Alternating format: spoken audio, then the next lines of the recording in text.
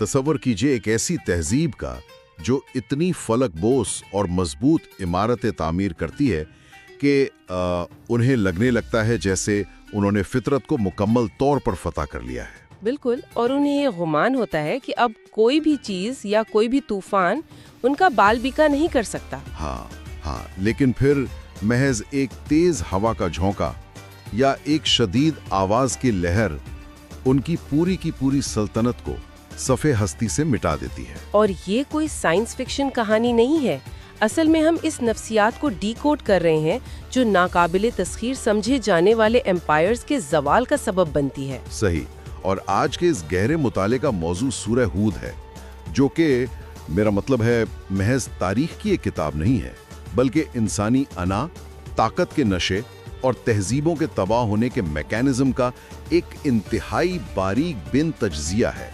मैं इस तफसीली जायजे के लिए बहुत पुरजोश हूँ। और उस तज्जिए की सबसे हैरान कुन बात यह है कि ये इनफरादी फैसलों को समाजी और इज्तिमाई तबाही के साथ जोड़ता है। यानी इसे यूं समझिए जैसे हम किसी अजीम शहर के खंडरात का मुआयना कर रहे हों, ताकि ये जान सकें कि उनकी बुनियादों में क्या खराबी थी जो वो गिर गए, और इससे हम अपनी इमारत सही बना सकें। बिल्कुल सही मिसाल दी आपने। कुरान मजीद की ये 11वीं सूरा है जिसकी 123 आयात हैं, और ये बुनियादी तौर पर मक्के के उस दौर में नाजिल हुई जब मुखालिफत अपने उरूज पर थी। अच्छा, तो ये उस वक्त का पस मंजर है। जी, और ये इंसान की उस नफ्सियाती पेचीदगी को खोलकर सामने रख देती है कि हम सच्चाई को जानने के बावजूद उसे क्यों झुटलाते हैं। और शुरू की आयत में ये भी वाज़ेह किया गया है कि ये कोई शायरी नहीं बल्कि अल्लाह का पुख्ता कलाम है। हाँ, सूरह की शुरुआत ही में एक लफ्ज इस्तेमाल हुआ है, मुहकम, यानी इसकी आयत बिल्कुल पुख्ता, साफ और एक मजबूत बुनियाद पर खड़ी हैं। सही, उसका मरकजी मौजू तौहीद, तौबा और दुनिया और आखिरत की भलाई है, और ये सरकश लोगों के लिए एक सख्त नसीहत है। लेकिन देखें, यहाँ मेरे जहन में एक सवाल उभरता है, जब कोई निज़ाम या पैगाम इतना वाज़े और मुहकम हो तो इंसान फिर भी उस हकीकत को कबूल करने से क्यों कतराता है? ये बहुत अहम सवाल है। मेरा मतलब है, क्या ये हमारी आदत है कि हम सीधी बात को जानबूझकर पेचीदा बनाना चाहते हैं? असल में ये समझने की सलाहियत का मसला नहीं है, ये इक्तिदार और अना यानी ईगो का मसला है। इंसान की अना हकीकत को तस्लीम करने में सबसे बड़ी रुकावट है। तो ईगो बीच में आ जाती है। बिल्कुल, जब कोई वाज़े हकीकत सामने आती है तो वो तकाजा करती है कि इंसान अपनी पिछली गलतियों का एतराफ़ करे, और मुआशरे के सरदारों के लिए इसका मतलब अपनी चौधराहट और ताकत से दस्तबरदार होना है। सही, यानी सच्चाई का बोझ उठाना मुश्किल नहीं, अपनी झूठी शान को गिरता हुआ देखना मुश्किल है। जी हाँ, और यही वो बुनियादी खराबी है जो हमें सूरह हूद में बयान किए गए हर तारीखी वाक़े में, ख़ास तौर पर आगे आने वाले अंबिया के वाक़यात में नज़र आती है। और इसकी सबसे बड़ी मिसाल हमें हज़रत नूह अलैहिस्सलाम के वाक़े में मिलती है ना? 25वीं आयत से 49वीं आयत तक जिस तरह मंजर कशी की गई है वो कमाल है। बिल्कुल, उन्होंने 950 साल तक तबलीग की। 1 मिनट, 950 साल? आज के दौर में तो हमें 9 मिनट में नतीजा चाहिए होता है। ये वाक़या तो हमारे सब्र और कामयाबी के तमाम तसव्वुरात को ही बदल कर रख देता है। हाँ, ये वाकई हैरान कुन है। और इस तवील अरसे में मुआशरे के मुतकब्बिर सरदारों का रवैया क्या था? उन्होंने नूह अलैहिस्सलाम का मजाक उड़ाया और कहा कि तुम्हारी पैरवी तो सिर्फ कमजोर और गरीब लोग कर रहे हैं। यानी वो अपने तकब्बुर में इतने अंधे थे कि उन्हें गरीबों के साथ खड़ा होना भी मंजूर नहीं था। बिल्कुल, उनका तबकाती गुरूर उन्हें इस हद तक ले गया कि जब नूह अलैहिस्सलाम ने अल्लाह के हुक्म से कश्ती बनाना शुरू की तो वो उसे पागलपन समझकर मजीद मजाक उड़ाने लगे। और फिर वो तूफान आया। लेकिन इस तूफान में जो सबसे बड़ा जज्बाती झटका है वो उनके अपने बेटे का डूबना है। हाँ, वो बहुत ही दिल दहला देने वाला मंजर है। पानी हर चीज को निगल रहा था और बेटा ईमान लाने के बजाय एक तबई मादी सहारे पर भरोसा कर रहा था कि कोई पहाड़ उसे बचा लेगा। मेरा मतलब है, नूह अलैहिस्सलाम जो इतने बड़े पैगंबर हैं, उनका अपना बेटा, ये कितना बड़ा सदमा होगा। यही तो सबक है कि जब इलाही इंसाफ हरकत में आता है तो खून के रिश्ते काम नहीं आते। अल्लाह की रहमत सिर्फ ईमान वालों के लिए है, یہ ثابت کرتا ہے کہ نظریاتی اور روحانی تعلق ہی اصل بنیاد ہے۔ واہ، یہ واقعی بہت گہری بات ہے۔ لیکن اس اتنے بڑے طوفان نے ایک قوم کو غرق کر دیا، مگر اگلی قوموں نے اس سے کوئی سبق نہیں سیکھا؟ بالکل نہیں سیکھا، بلکہ اگلی قوم یعنی قوم عاد کو اپنی طاقت پر اتنا غرور تھا کہ انہیں لگتا تھا انہیں کوئی چیز تباہ ہی نہیں کر سکتی۔ اچھا، قوم عاد کا تذکرہ 50ویں سے 60ویں آیات میں ہے۔ انہوں نے تو بہت اونچی عمارتیں بنائی تھیں، ہے نا؟ جی ہاں، وہ انتہائی طاقتور تھے۔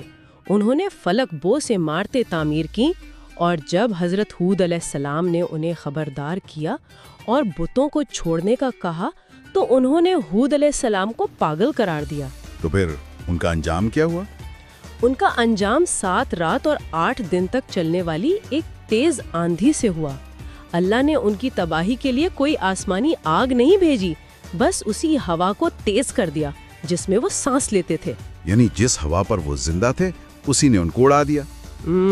یہ تو بہت ہی خوفناک ہے۔ اور پھر قوم سمود کا واقعہ آتا ہے حضرت صالح علیہ السلام کے ساتھ۔ بالکل، قوم سمود نے تو براہ راست اللہ سے ایک نشانی یا معجزہ مانگ لیا تھا۔ ہاں، اور اللہ نے ایک اونٹنی بھیج دی۔ جی، اور انہیں حکم دیا گیا کہ اسے نقصان نہ پہنچائیں، مگر انہوں نے تکبر میں آ کر اسے ذبح کر ڈالا۔ ہاں، پھر انہیں 3 دن کی مہلت دی گئی اور ایک خوفناک چیخ یعنی ایک سیہا نے انہیں ہلاک کر دیا۔ یہ بالکل ایسا ہی ہے جیسے آج کی جدید تہذیبیں اپنی بلند و بالا عمارتوں اور ٹیکنالوجی پر بہت غرور کرتی ہیں۔ بالکل صحیح موازنہ کیا آپ نے۔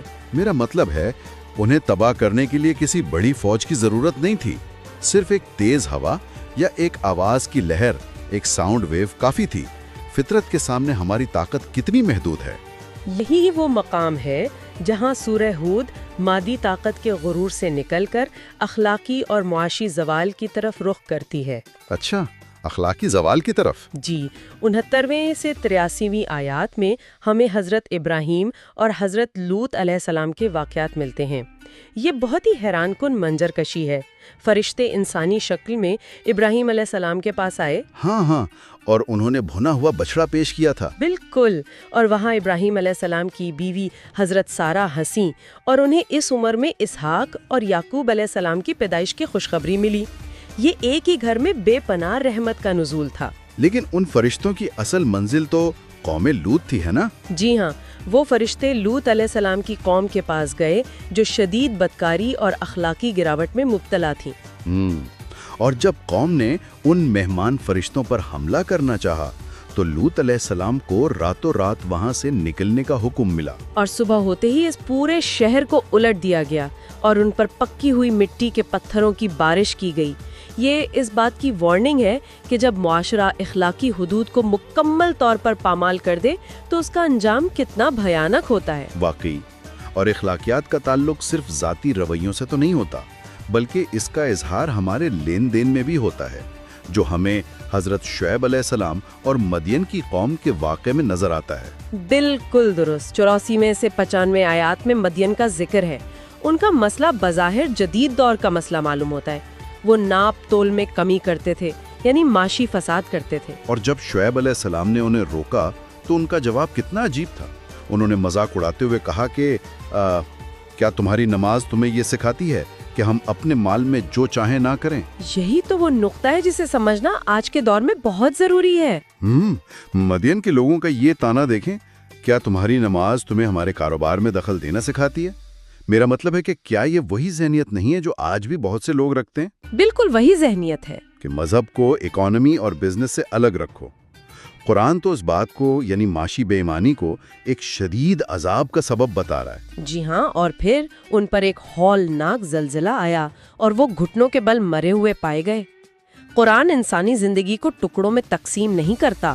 آپ کی روحانیت اور آپ کے بازار کے معاملات آپس میں جڑے ہوئے ہیں۔ صحیح، اور اسی سورہ میں حضرت موسیٰ اور فرعون کے سمندر میں ڈوبنے کا بھی مختصر ذکر آتا ہے، جو اسی تکبر اور سرکشی کی ایک اور کڑی ہے۔ بالکل، اور اسی گفتگو سے ہم اس سورہ کے آخری حصے اور ہماری آج کی زندگی کے لیے ان سنہری اصولوں کی طرف آتے ہیں جو قرآن ہمیں دیتا ہے۔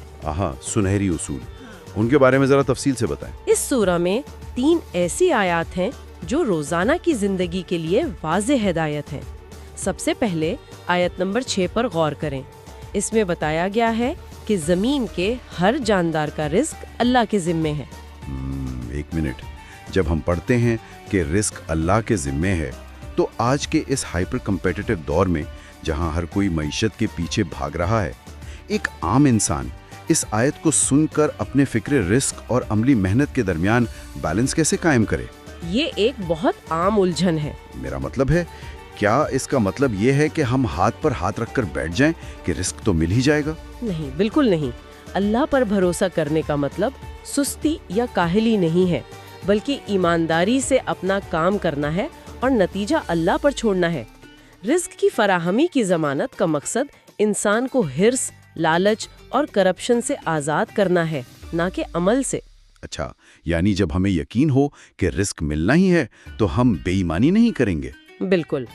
اس کے بعد آیت نمبر 114 آتی ہے، جس میں دن کے دونوں سروں اور رات کے اوقات میں نماز قائم کرنے کا حکم ہے، اور کہا گیا ہے کہ نیکیاں برائیوں کو مٹا دیتی ہیں. واہ، یہ تو ایک مسلسل روحانی صفائی کا عمل ہے.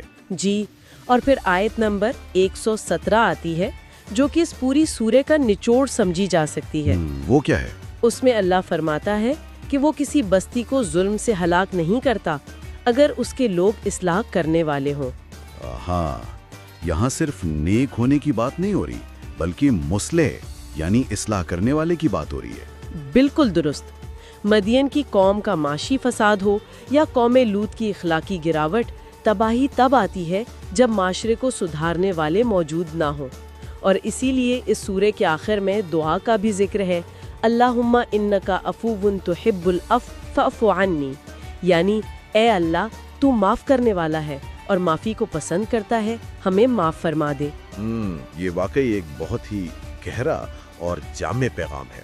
آج کے اس گہرے مطالعے کو سمیٹتے ہوئے سورے کے اختتام پر آیت نمبر 123 کا حوالہ دینا بہت ضروری ہے. جی ہاں، جو کہتی ہے کہ آسمان اور زمین کا غیب صرف اللہ کے پاس ہے. بالکل، اسی پر بھروسہ رکھو اور اسی کی عبادت کرو. لیکن اس سے پہلے کہ ہم یہ نشست ختم کریں، ایک آخری اور گہری سوچ ہے جو سب کو اپنے ساتھ لے کر جانی چاہیے، اور وہ اسی آیت 117 کے تصور پر مبنی ہے. اور وہ سوچ کیا ہے؟ دیکھیں، اس سورہ سے ایک بات بالکل صاف ہے. آیت کہتی ہے کہ اگر لوگ اصلاح کرنے والے یعنی سوسائٹی میں سدھار لانے والے ہوں تو اللہ اس بستی کو تباہ نہیں کرتا. صرف خود نیکوکار ہونا یا محض اپنے حد تک اچھا ہونا کافی نہیں ہے، معاشرے کو ٹھیک کرنے والا مصلح ہونا ضروری ہے. بالکل، ہمیں عملی طور پر کردار ادا کرنا ہوگا. تو ہم سب کو آج خود سے یہ سوال پوچھنا چاہیے کہ کیا ہم صرف اپنی ذات کی حد تک ٹھیک ہیں یا ہم اپنے ارد گرد کے ماحول میں اصلاح لانے کا کام بھی کر رہے ہیں؟ یہ واقعی سوچنے کا مقام ہے، کیونکہ تاریخ ہمیں بار بار یہی بتاتی ہے کہ خاموش رہنے والے بھی اس عذاب کا حصہ بن جاتے ہیں جب طوفان آتا ہے. سوچئے گا اس پر. اللہ ہم سب کو معاف فرمائے اور اصلاح کرنے والوں میں شامل کریں. اسی کے ساتھ ہم اپنی اس گفتگو کا اختتام کرتے ہیں.